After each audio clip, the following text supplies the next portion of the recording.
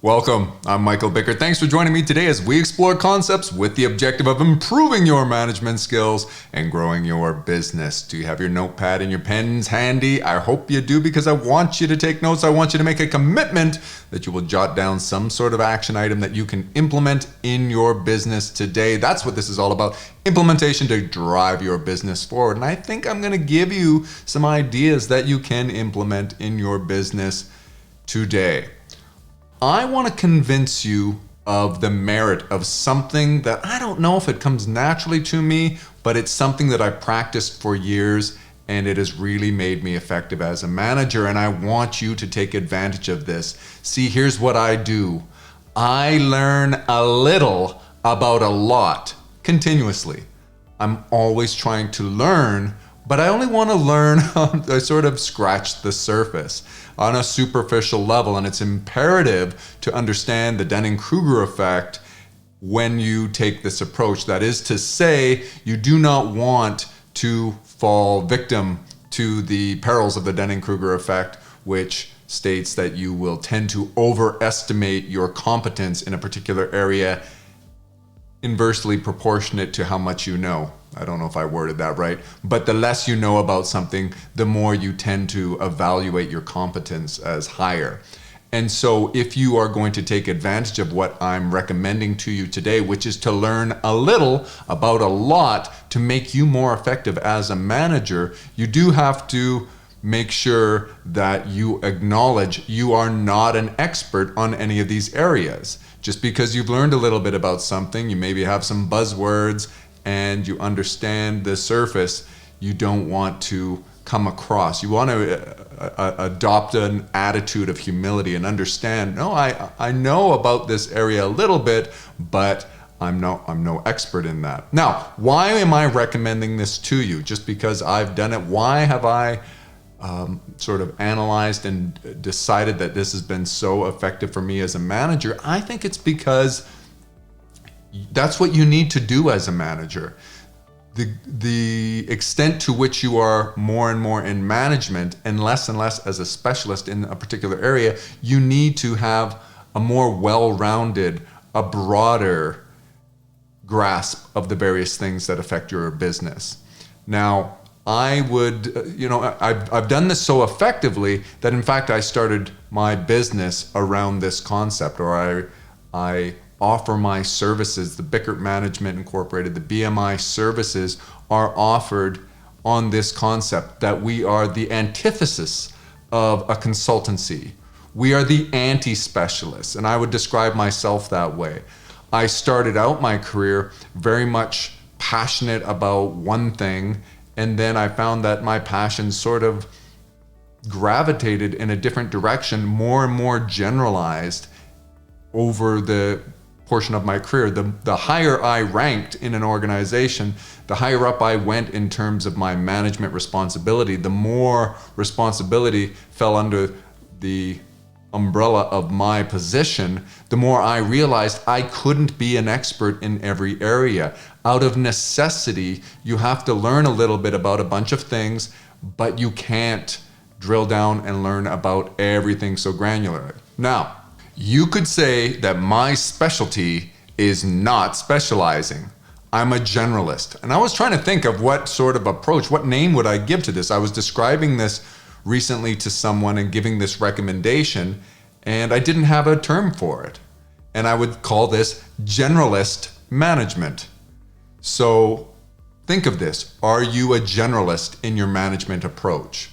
We understand that continuous learning is critical. It's paramount. You always need to be learning. But let me describe the phenomenon that you've heard before and you understand that, and I'll convince you that this approach that I'm recommending to you today is really critical in terms of you becoming the most effective manager you can be. Now, I will add this caveat. Some of you don't want to be more and more effective as managers. I don't know if that's the right way to word it. What I'm trying to say is some of you are entrepreneurs and business owners, and you don't actually relish the idea of management. You may think of yourself and even call yourself a manager, but you don't enjoy management. and you understand that you out of necessity are a manager and you manage your business, but maybe you need to rely more heavily on others for those management roles. And maybe there's something in your business that you are better. You add more value by focusing on that as opposed to management. So this is a concept. Maybe stop the video and jot that down right now. If you think of yourself as, well, I own the business, therefore I'm the manager. I always have been the manager. But are you a good manager? Are you an effective manager? And should you be an effective manager? It's okay to acknowledge that that's not your forte, that you don't wish to be in management.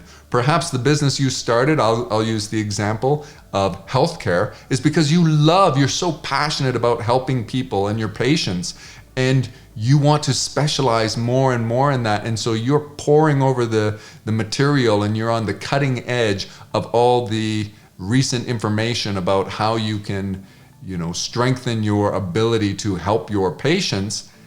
That isn't going to make you better as a manager, but it's going to make you much better as a specialist in whatever field of healthcare you practice. So as a healthcare practitioner, you may be very passionate about helping people and you want to do that. That's great, but you're not going to be a great manager, and your business probably needs some management. So you might want to pass this video along to whoever you rely upon in your business to do the management, or you want to give consideration to, do I need to outsource some of my management? Do I need to delegate some of the management of this business so I can focus on what I want to do? So that's the big caveat.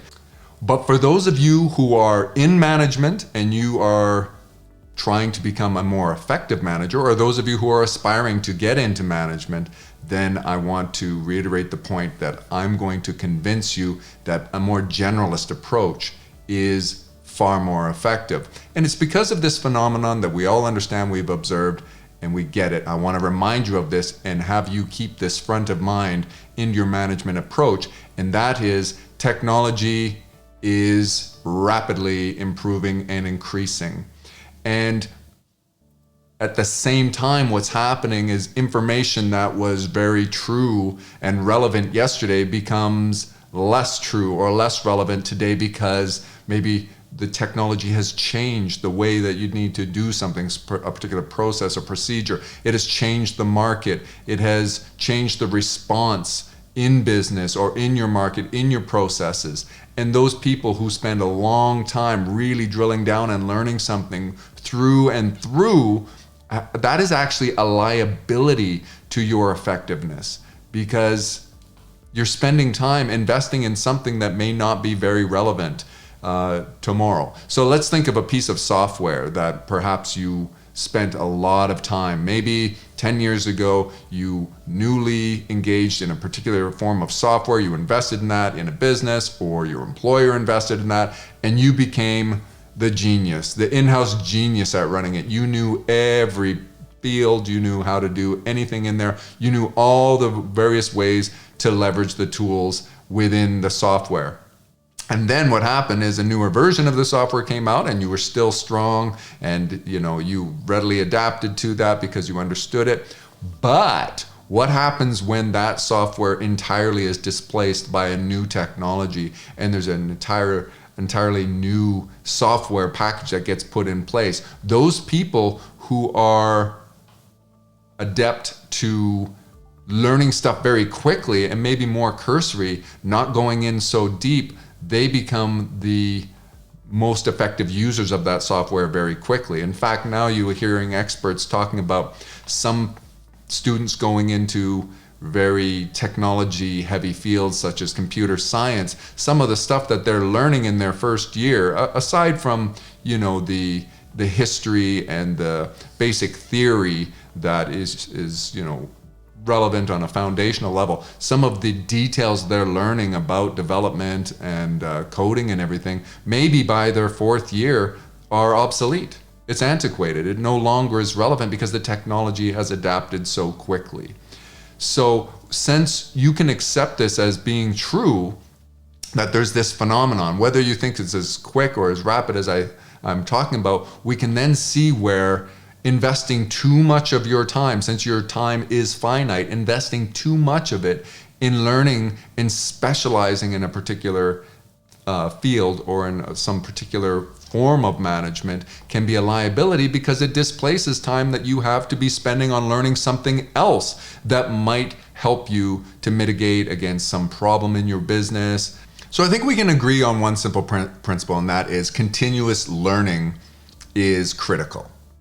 Now, just break that learning into two things: a more generalist approach, which is always learning new things and learning them so that you have a grasp of them, a basic understanding, but you aren't a specialist, you're not an expert in it, or becoming more and more specialized in a particular area of knowledge. And I would say those areas that you are ravenously passionate about, it's okay. Go ahead and then continue to consume all the information you can about those things. Remember, I'm not telling you as a business owner or as an entrepreneur or even as a manager. Maybe you aren't the owner. Maybe you are the manager and you are really supposed to be focusing all on management. I'm getting you to redefine that in your head, I suppose is what I'm saying here. But even in that case, I am not discouraging you from learning as much as you wish about something for which you have a knack. And I do that. I still do that. And I always have done that. We all do that. And I recommend that. If you are particularly gifted in a certain area, leverage that. Go ahead and learn till your heart's content. Keep on learning and specializing, getting more and more information. But those, and one of the reasons why I can recommend that is that stuff tends to come easy for us because we're really gifted in that area. But don't invest too much time in something that you feel a little bit is difficult and it's a hard concept and you feel like you have to know this all completely. When I said I'm trying to redefine a little bit about how you think of management, it's because you may think that you have to be the expert. And early in my management career, I've told the story before about how I was insecure in my position. I was a fairly young guy and had a lot of responsibility. And somebody made a comment to me, somebody on the team, when I asked this gal a question, she responded, "Well, you're the manager, you should know," instead of helping me. And I kind of accepted that premise.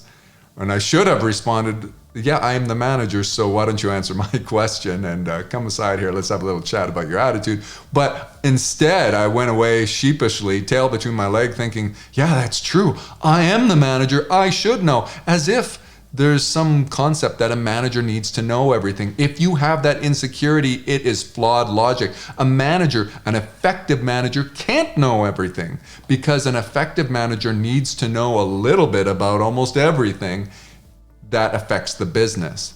And you will then have people in your organization, like this gal should have been for me in that organization, who is more specialized in that area, has more working knowledge of that. And we just didn't have a good relationship in that particular instance. But to the degree that you have a great relationship with the various people on your team, you will feel, you won't have that insecurity. You will feel really good in allowing them to go become more and more specialized on something, and they will feel empowered and they'll feel more useful and secure in their position, and they will enjoy learning that stuff and reporting to the boss and being the expert in a particular area. That's the way, that's the idea of management. Now again, you have to differentiate yourself. Which side do you fall on in terms of your organization, in terms of your business? Are you the guy who has the specialized knowledge, in my example of the healthcare practitioner or whatever? And is that who you want to be? Maybe you started your business as the greatest expert in the field, but you've hired some support team members or some other people, and you may be having even some succession planning, and these people are becoming more and more experts at what you do. You trained them, you sort of took them under your wing, mentored them, they were an apprentice to you or whatever, and now they're learning more and more, and you are gravitating, because you want to, into more and more management. That might be the case. Or, in my previous example, you've decided, no, I have a great passion for this part of my business. I am the expert. I love this stuff. And you delve more and more into that, and therefore you outsource or delegate more of the management responsibility to others on the team. So the approach that I've taken and that I recommend you take, if you've decided, no, I am a manager, I'm going to buy into this generalist approach, it makes sense to me, and I want to be as effective as I can in operating the business, managing the business, the approach I take is I learn enough to be a conscious incompetent. That is to say, I learn enough to recognize that I don't know everything, and I learn enough so that I can then ask somebody else in the organization to learn more about it. So I learn enough so that I know that this is a field or something in this particular area of knowledge. I can be a resource in letting people know that there is information here that we should have, and being able to recognize opportunities and recognize when these areas of knowledge can be useful to our business. So I just learn enough, and then as I am that resource, someone comes to me and they're like, hey, well, what do you know about robotic process automation? I can then delegate that to somebody who has a knack for that, or it more closely fits their role description, and it goes into their responsibility, their area of responsibility, and I ask them to go ahead and learn more and more about it. So I learn enough so that I can know who to best delegate to, and that when I should delegate. And I know enough also to know to be a resource when somebody in my organization is being a little bit defeatist about something. I can say, oh, I know there's a solution to that problem because I read about this, or I know this, or whatever. I'm not giving very good, maybe I should give a specific example. For example, Google Analytics, or something to do with marketing. I know a great deal about this stuff from looking into it myself, but not like the people on our team who specialize in marketing. Not like those people whose job it is to just do the marketing. So I can drop the terms and understand about A/B testing and heat mapping and geofencing and all these kinds of terms, and dynamic pay-per-click ads. All these things, I understand how they work, and I can even make them work, and I can set them up. But there are some people who can do this like it's second nature. And when there's a problem that arises, I have a cursory knowledge to know, well, there's a solution to that. I recall reading about this. I can't provide the solution right now, but now I can delegate to that person.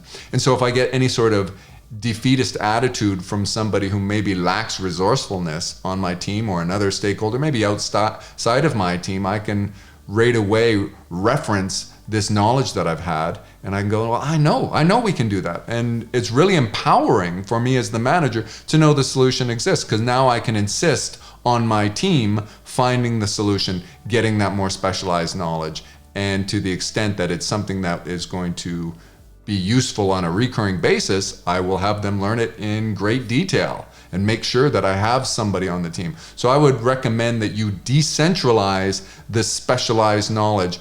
If you're the one with every bit of specialized knowledge that it takes to deliver the value for your product or service, that is a real liability in case you get hurt, in case you're unavailable, in case your time is demanded elsewhere on something more important and more urgent at the time. It's a real liability to your organization. But if it's a decentralized situation where you have 2 people now, or 4 people in the organization who know something well enough that they can operate without your involvement, now your organization can continue forward in those aforementioned situations. Also, this is related to that concept we've discussed on several occasions regarding the division of labor and the creation of wealth, and best described by Adam Smith in The Wealth of Nations.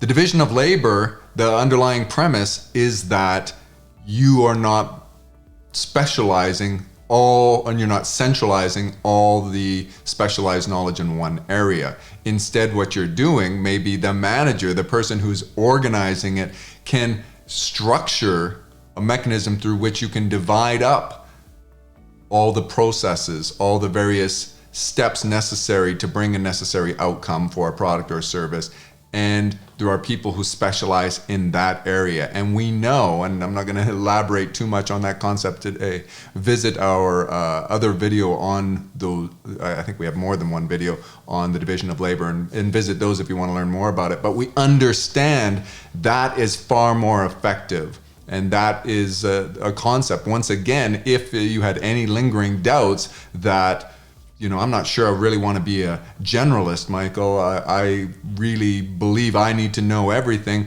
Well, that's contrary to the concept of the division of labor, which is a really important concept to bring wealth and prosperity to your business. So a few more pieces of advice on how to implement this in your management style. First of all, invest more and more in those areas of specialized knowledge that seem more impervious to being disrupted by technology. So if there's something, philosophy and theology, for example, they don't change very much over time, if at all. Theologically speaking, we say that God is the same yesterday, today, and forever. So it's unchanging. So spending a whole bunch of time learning about theology is not likely to be disrupted by technology. In fact, that is not going to happen at all.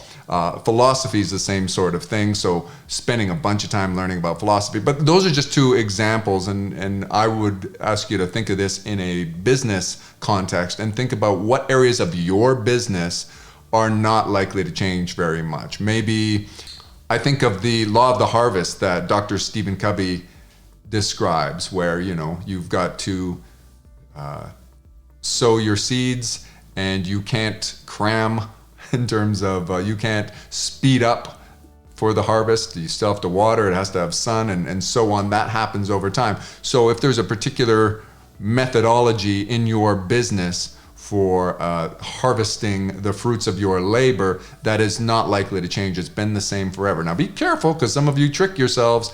There's always a way that technology, and I'm not always referring to information technology when I say this. Technology just defined as a better way of doing things, to eliminate waste and everything. There's always a way to innovate and become better. But spend your time learning more and more in those areas that are less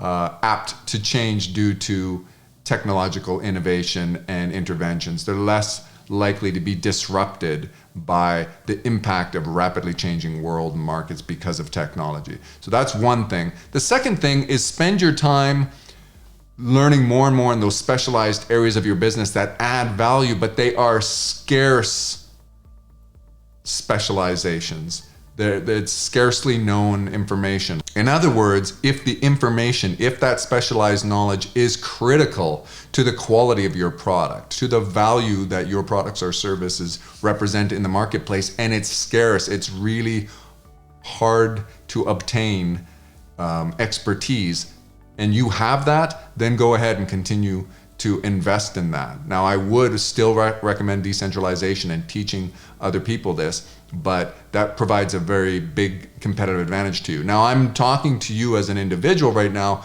but that last piece of advice I gave, you may apply that organization-wide. You might think, well, as an organization, we are going to really invest in this specialized knowledge because it's scarce in the marketplace. Not many people have it, and it gives us a competitive advantage, and it adds to the value of our products or services. So those are the two things. Those things that are impervious to rapid disruption, they don't change very quickly, and those things that provide you a competitive advantage, and it's not readily known by a lot of people. Because if something is easy to learn by a lot of people, they're going to learn it, and you trying to learn more and more and more about it when that information is out there for anybody to learn, it's sort of a futile cause. You're not going to stay ahead of that, and it's likely to be impacted and change very quickly. The other piece of advice I would give you is to let go of more and more details, favoring decentralization of specialized knowledge as your business grows. So as you scale your business, you want to become more and more of a generalist. And that makes sense. If you're a business of one, you have to have specialized knowledge. You have to know enough to be competent in every particular area. As you now add another member to the team, as you grow and you have more departments, you have other managers, now you can delegate that. You have this decentralization effect, and you can expect other people further down the organizational chart to know and specialize and to obtain that specialized knowledge and maintain it and improve upon it for your organization. And you necessarily have to become more of a generalist so that you can inspect your expectations and do all the things that are required of you as the general manager, as the person overseeing this. And I just want to add one more time, I want to remind you, you don't have to do this. You can outsource or delegate the management responsibilities, but you can't do both. You can't be the best manager ever with a rapidly growing organization or even a slowly growing organization. As your business grows, it needs attention to management detail. It needs effective management applied. And your products and services need innovation and they need quality. So they need specialized expertise in various areas of what it is that you deliver to the marketplace, but rely on people who are closer to that production, who are more on the front lines of that the creation of your products or services to do that. Another example, I give the healthcare practitioner example, but what about a builder, somebody who's in the building industry or some sort of contractor? Maybe you start an electrical business and you are an expert, a master electrician. But over time, as your business grows, you have to decide, am I going to be the very best electrician? No problem. If that's what, floats your boat, so to speak, if that's what really, fulfills your purpose, then go ahead and do that. Learn more and more about electrical. You can still be the owner, you can still be the boss, and you can enjoy your life knowing that kind of thing. But if you are going to oversee the growth of your business, you're probably going to have to displace going out, learning, going to all the trade shows and all that kind of stuff so that you can focus more and more on those areas of business management. So decide which camp you fall into and put your efforts there. If you're still thinking, but Michael, I'm a really bright person and I love problem solving and I love applying my expertise to helping solve the problems in the business and give us a competitive edge, I'm not telling you to let go of that. I love that too. I love problem solving. But what I'm recommending that you do this in a more decentralized fashion, in a more collaborative fashion. So you're part of a team who solves the problems, recognizing that those people who work closer day to day with those areas, in more specialized areas in your production, in your delivery of your products or service to the end consumer, those people also have a lot to contribute. And you're there for them as a resource with all your experience and expertise and specialized knowledge that you've gained throughout the years. You're there for them and they can rely on you as a resource. But also what you're doing now is because you're a bright guy, because you're a problem solver, you're continually learning in more areas. And you're now even greater resource in that collaborative setting where you can communicate with them and say, hey, I did read about this, or I did keep on top of this. There's this new technology that might help us in this area of the business. I learned that a competitor is doing this particular thing over here to address this issue that we've had. You are a greater resource and a problem solver as part of a team approach. And that's the decentralization that I'm talking about. Do not try to be the expert on everything. That's just insecurity talking. If that's a nagging thing in the back of your head, that you can let go of, and you have to let go of some of the details. Empower your people, entrust your people, trust your people so that you may empower your people to gain that specialized knowledge, and you will grow, your business will grow. To the extent that you refuse to do this and you try to be all things to all people, you are stifling progress in your organization, you're stifling innovation, and you've already experienced this. If you're being honest with yourself, you know this. You're either a mediocre manager and a great production person, you're really a great expert in the area of expertise that you have, obviously, for your business, or you're a great manager and it's impossible for you to know everything about all things and you need to rely on your people for this. So that's what I'm asking you to give some consideration to. And remember, since you're the boss, you get to decide where you're going to take this. And you should spend your time where you get the greatest return on investment. You should contribute to your business in the way that it most benefits, and those things that you most enjoy tend to be those things that you're best at. So that's all great news. So I've hoped I've convinced you to be a generalist in terms of management if you're going to be a manager. And I hope you will consider specializing in not specializing. Being a specialist in not specializing. Being a generalist. Being an anti-specialist is the way you're going to be the most effective as a manager, continuously learning a little about a lot of things. So I think that's where I want to leave it today. I hope you got something out of this. I really hope you agree with me on this. I'd love to debate somebody who thinks I'm wrong on this because I just can't see my way around it. And in my personal success, I've been the most effective and experienced the most success when I let go of those details and we started to grow as I empowered people and decentralized. I'm not going to repeat all the same things. So as I say, I want to leave it up to you and put something in the comments there if you want to push back on this, if you have something to elaborate on, or you want to have something clarified, or you'd like to clarify for the community. Your comments are very valuable. Leave a comment that we can all learn from because we need to learn from one another. Perpetual refinement.